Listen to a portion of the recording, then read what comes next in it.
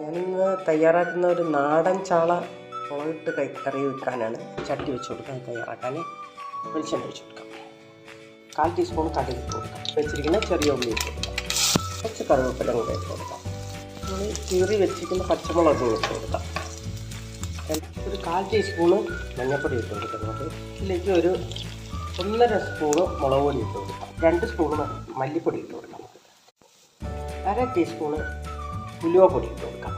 ഉപ്പ്, കുടംപുളി ഞാൻ ഉപ്പ് വെള്ളത്തിലോട്ട് ഇട്ടതാണ്, അപ്പോൾ നമുക്കത് ഒഴിച്ച് കൊടുക്കാം. ഇതിലേക്ക് 1 ടേബിൾ സ്പൂൺ വെളുത്തുള്ളിയും ഇഞ്ചിയും കൂടെ പേസ്റ്റാണ് ഇട്ട് കൊടുക്കുന്നത്. ഇതിലേക്ക് ആവശ്യത്തിന് വെള്ളം ഒഴിച്ച് കൊടുക്കാം. ഇതിലേക്ക് നമ്മൾ എടുത്ത് വെച്ചിരിക്കുന്ന മുരിങ്ങക്കായും മാങ്ങയും കൂടെ ഇട്ട് കൊടുക്കാം. കുറച്ച് കറിവേപ്പില ഞാൻ മാറ്റി വെച്ചിരുന്നു, അതുകൂടെ ഇട്ട് കൊടുക്കും. അത് അടച്ചു വെച്ച് കൊടുക്കാം. മീൻ കഷ്ണങ്ങളായി ഇട്ട് കൊടുക്കാം. മീൻ കറി ഇവിടെ റെഡിയായിക്കൊണ്ട് വരുന്ന സ്റ്റൗ ഒന്ന് ഓഫ് ആക്കാം. അപ്പോൾ ഞാനൊരു പാത്രത്തിലോട്ട് കോരിയിട്ടുണ്ട്.